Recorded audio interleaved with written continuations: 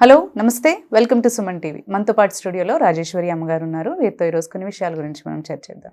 అమ్మ నమస్తే. అమ్మ నమస్తే అమ్మ.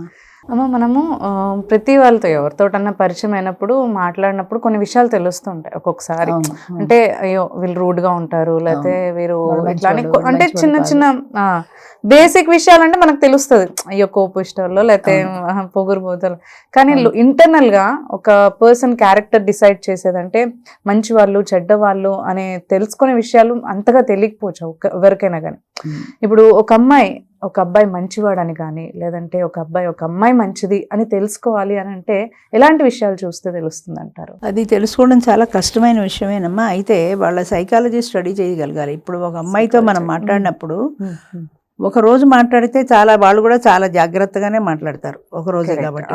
కొద్ది రోజులు మాట్లాడినప్పుడు వాళ్ళ యాటిట్యూడ్ ఏంటి అనేది బయట పడిపోతుంది. ఇప్పుడు అమ్మాయి డబ్బులు ఆశిస్తుంది అనుకో, వీడి దగ్గర నుంచి కాఫీకి వెళ్దామానో సినిమాకి వెళ్దామానో అదనో ఇదనో ఉంటుంది. ఎందుకంటే డబ్బులు వాడు పెట్టుకుంటాడు కాబట్టి. నువ్వు పెట్టుకోమని అడగలేడు కదా. అంచేత అలాంటి మనిషి అంటే నిన్ను కాదు నీ డబ్బును ఆశిస్తోంది అని అర్థం. లేదా ఒకసారి నువ్వు పెడితే ఒకసారి ఆ అమ్మాయి కూడా పెట్టచ్చు కదా. లాస్ట్ టైం నువ్వు తీసుకెళ్ళావు కదా, ఈసారి నేను తీసుకెళ్తాను అని అంటలేదు. అంటే నీ నుంచి ఏమి ఎక్స్పెక్ట్ చేస్తుంది? నీ డబ్బుని ఆ అమ్మాయి ఆనందం కోసం ఖర్చు పెట్టాలనుకుంటున్నాను. దాన్ని బట్టి అర్థమైపోతుంది కదా అవతల వ్యక్తి యాటిట్యూడ్ ఏంటనేది. అట్లాగే మగవాడి యాటిట్యూడ్ ఎలా తెలుస్తుంది అంటే, నువ్వు అక్కర్లేదన్నా సరే విరివిగా నీ కోసం డబ్బులు ఖర్చు పెడుతున్నాడంటే నీకు ఒక బిస్కెట్ ఇస్తున్నాడు అని అర్థం.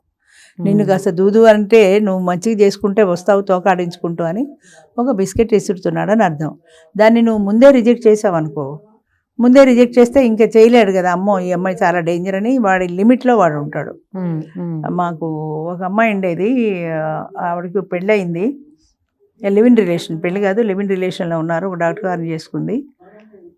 ఆయన బయటికి తీసుకెళ్తే ఎప్పుడైనా ఇవాళ నా పుట్టినరోజు, ఇవాళ మన పెళ్లి రోజు, ఇవాళ మనం కలుసుకున్న రోజు ఏదేదో చెప్పి ఎప్పుడు ఏదో ఒకటి కొనిపిస్తుండేది. ఆయన 2000 చీర కొంటే 2000 చీర కాదు, నాకు ఇంట్లోనే నేను 4-5 వేల చీర కట్టుకుంటా, బయటికి వెళ్తే 10,000 చీర కొనాల్సిందే అనేది. ఎన్నిసార్లు కొనగలుగుతాడు? నెల ఒకసారి కొంటాడు. ప్రతి నెల నువ్వు 10,000 చీరలు కావాలంటే ఎలా? ఇంకా గోల్డ్ కావాలంటే ఆయన రింగు కొంటానంటే రింగు కాదు నాకు గాజులు అనేది. గాజులు అంటే జత 5 కాసులు. ఆ రోజుల్లో కూడా 5 కాసులు అంటే ఎంత ఖర్చు అవుతుంది? అరకాసుతో రింగ్ వస్తుంది. అమ్మాయి 5 కాసులు టెండర్ పెట్టింది. దాన్ని బట్టి అమ్మాయి యాటిట్యూడ్ అర్థం కావట్లా. ఇంత చేసి గొడవ పడి ఆయనతో ఇవన్నీ తీసుకుని, ఈ నగలు ఈ చీరలు అన్నీ తీసుకుని వెళ్ళిపోయింది. అయ్యో, ఇద్దరు విడిపారు. నాకు అక్కర్లేదు నువ్వు అంది, ఇవన్నీ తీసుకుని వెళ్ళిపోయింది. నేను అడిగాను అమ్మాయిని, నువ్వు వెళ్ళిపోయావు బాగుంది, అమ్మారు ఆయన కొన్న వస్తువులు, ఆయన పనికిరానప్పుడు ఆయన కొన్న వస్తువులు ఎలా పనికొచ్చాయి నీకు? అవి నా కోసం కొన్నాడు కదా, నీకోసమే కొన్నాడు. ఎందుకు కొన్నాడు? నువ్వన్నీ మూట కట్టుకుని విశాఖపట్నం వెళ్ళిపోతావని కాదు కదా. నువ్వు కట్టుకుని ఆ చీర కొన్నాడంటే అది కట్టుకుని ఆయన కళ్ళ ముందు కనపడాలి. ఆయన ఒక వస్తువు ఇచ్చాడంటే ఆ వస్తువు పెట్టుకుని ఆయన కళ్ళ ముందు కనపడితే చూసి ఆనందించడం కోసం కొన్నాడు. అంతేగాని ఈ మూట కట్టి నిన్ను పట్టుకుపోమని కాదు కదా అంటే టక్మని ఫోన్ పెట్టేసింది. ఎందుకంటే కొన్ని మాటలు కష్టంగా ఉంటాయి, వినడానికి ఇష్టంగా ఉండవు, కానీ అందులో ఉన్న నిజాలు ఏంటి అనేది తెలుసుకునే ధైర్యం ఎవరికీ లేదు. అందులో ఎంతవరకు నిజం ఉంది అని అర్థం చేసుకోకపోగా ప్రస్తుతం వాళ్ళని మనం తిరిగి ప్రశ్నించేటప్పటికి వాళ్ళకి కోపం వచ్చేస్తుంది. కోపం వచ్చేసి జవాబు చెప్తారు, లేదా మాట్లాడడం మానేస్తారు. ఓకే, మాట్లాడడం మానేస్తావు, కానీ నీ నిజాయితీ నువ్వు ఒక్కసారి నువ్వు వెనక్కి తిరిగి ప్రశ్నించుకో. ఇందాక వస్తుంటేనే దారిలో ఆయన ఎవరో ఫోన్ చేశాడు, అక్కడి నుంచి వరుస పెట్టి మెసేజ్లు పెట్టేస్తున్నాడు. డోంట్ సెండ్ మెసేజెస్ అని నేను ఆల్రెడీ చెప్పాను. మెసేజ్లు పెట్టకండి, ఏదైనా ఉంటే మాట్లాడండి అని అన్నాక 10-15 మెసేజ్లు పెట్టాడు. ఇందులోనే చూపిస్తాను, 10-15 అన్నాక కూడా నాకు కోపం వచ్చి మాట్లాడి, మీకు ఇంగ్లీష్ వచ్చు కదా, మాట్లాడడం వచ్చు కదా మీకు, పైన speak to me don't send messages అని పెట్టాను కదా, పెట్టిన తర్వాత మీరు మళ్ళీ నాకు ఎలా మెసేజ్లు పెట్టారు అని అడిగాను. ఎన్ని మెసేజ్లు పెట్టాడో చూడు. పెట్టిన తర్వాత ఇదిగో డోంట్ సెండ్ మెసేజెస్ అని పెట్టాక కూడా పైన పెట్టాడు. పెడితే పెట్టకండి అని పెట్టాక ఎన్ని మెసేజ్లు పెట్టాడు. ఏమనిపిస్తుంది నీకు? అన్ని మెసేజ్లు వద్దు అన్న తర్వాత ఒక మాట మీద గౌరవం ఉంచాలి కదా. మీరు ఏదైనా ఉంటే మాట్లాడండి అంటే, అది కాకుండా పైగా నా భార్య 25వ సంవత్సరంలో మార్చి నెలలో ఉదయం సాయంత్రం ఈ తిథి వార నక్షత్రాలు నేను అడిగాను. నా భార్య చనిపోయింది, బస్ సరిపోయింది కదా. పోనీ సంవత్సరం ఏ డేట్ని సరిపోయింది, ఎక్కడ చనిపోయింది, ఇదంతా పైగా ఏమంటాడంటే, మీరు ఎందుకు పెట్టానో తెలిస్తే మీరు నన్ను కోపడరు, నువ్వు ఎందుకైనా పెట్టు, ఎందుకు పెట్టినా 15 మెసేజ్లు చదివే నాకు ఓపిక నాకు లేదు అన్నప్పుడు ఆయనకు కోపం వచ్చి అన్నీ తీసి పారేశాడు. అంటే నువ్వు చేసిన తప్పు నీకు కనిపించదు, నీకు కోపం వచ్చింది తీసేసావు, ఓకే, అది ముందే మాట్లాడుకుంటూ ఉంటే గౌరవంగా ఉండేది కదా. నేను స్పీక్ టు మీ అనలేదు కాబట్టి, నువ్వు ఎందుకు పెట్టావు నేను అడిగాను కాబట్టి నీకు కోపం వచ్చింది. నేను ఎందుకు అడిగాను, నువ్వు పెట్టకపోతే నేను అడగను కదా. పెట్టడం తప్పన్న సంగతి ఆయన మైండ్ యాక్సెప్ట్ చెయ్యదు. అది అయినా సరే పెడితే మాత్రం అలా అంటుందా నన్ను అన్న కోపమే. మనుషులకి ఎప్పుడు కూడా అది కారణం ఏంటి అని, మూల కారణం ఏంటి అని ఎవరు పరిశోధించరు, ఎవరు అనుకోరు. నన్ను అన్నారు అంతే, నాకు కోపం. నువ్వు పెట్టకపోతే నేను అనాల్సిన పని లేదు కదా అని అనుకోరు కదా. అలాగా ఏంటంటే ఎవరికైనా సరే మంచి చెడ్డలు తెలుసుకోవాలి అంటే మనం అవతల వాళ్ళతో మాట్లాడే పద్ధతిని బట్టి 2 రోజులు 4 రోజులు మాట్లాడినప్పుడు వద్దన్నా ఎంత నటించే వాళ్ళైనా ఏదో ఒక క్షణంలో బయటపడతారు. కొన్ని రోజులు ట్రావెల్ చేస్తుంటే తెలిసిపోతుంది కదా కొన్నాళ్ళకైనా. 4 సార్లు ఇప్పుడు చీరలో నగలు అంది అంటేనే అర్థం, అదే అర్థమైపోయింది మనకి. అలాగే ఆయన నువ్వు వద్దు అన్నా సరే, నేను హోటళ్ళకి వద్దు అన్నా సరే సినిమాలకి తిప్పుతున్నాడంటే నీకు బిస్కెట్లు వేస్తున్నాడని అర్థమని మనం కూడా అర్థం చేసుకోవాలి. మనని పటాయించడానికి ప్రయత్నం చేస్తున్నాడు అని. అంచేత ఒక మనిషిని మనం అంచనా వెయ్యాలి అంటే కొద్ది రోజులు మాట్లాడినప్పుడు వాళ్ళ బుద్ధి బయట పడిపోతుంది, వద్దన్నా బయట పడిపోతుంది. దాన్ని బట్టి మనం అర్థం చేసుకుని మన లిమిట్లో మనం ఉండాల్సిందే.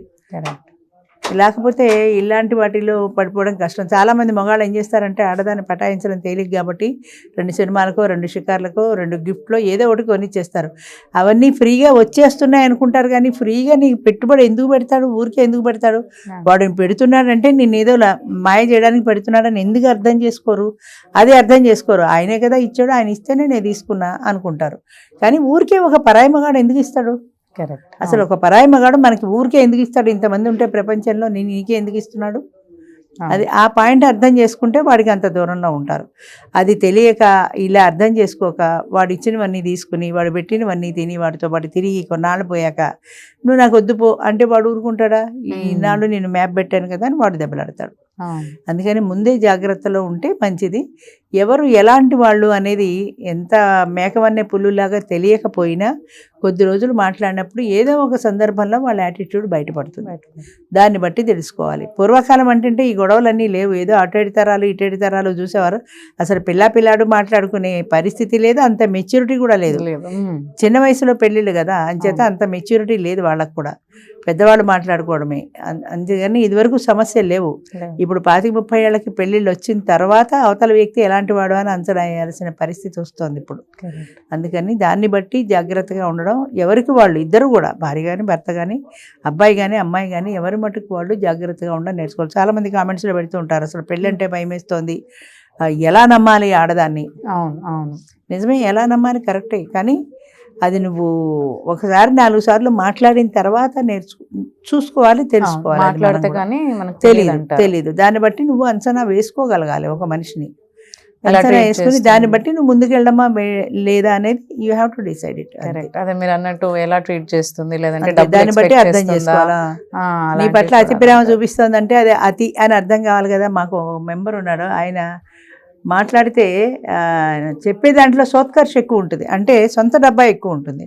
ఓసారి మాట్లాడితే వింటావు, 2 సార్లు మాట్లాడితే 3ఓసారి విసుగు వస్తుంది కదా. ఎంతసేపు నేను అలాంటి వాడిని కాదు, నేను ఇలాంటి వాడిని కాదు, నేను అలా నేను ఇలా అని నీకు నువ్వు చెప్పుకుంటే ఇలా నిన్ను గురించి అవతల వాళ్ళు మాట్లాడాలా, ఆయన అలాంటి వాడు కాదని. నేను అలాంటి వాడిని కాదు నువ్వు 100 సార్లు చెప్పినా ఎవరు నమ్మరు. అవతల వ్యక్తిని 3వ వ్యక్తి చెప్పాలి నువ్వు ఎలాంటి వాడివి అనేది. అది మానేసే నేను అలాంటి వాడిని కాదండి అసలు అని చెప్తుంటారు. అలాంటి వాళ్ళని చూస్తే ఇరిటేషన్ కూడా వస్తుంది. ఏం చేస్తాం, తప్పదు భరించాలి. సరే అమ్మా, థ్యాంక్స్ ఫర్ షేరింగ్.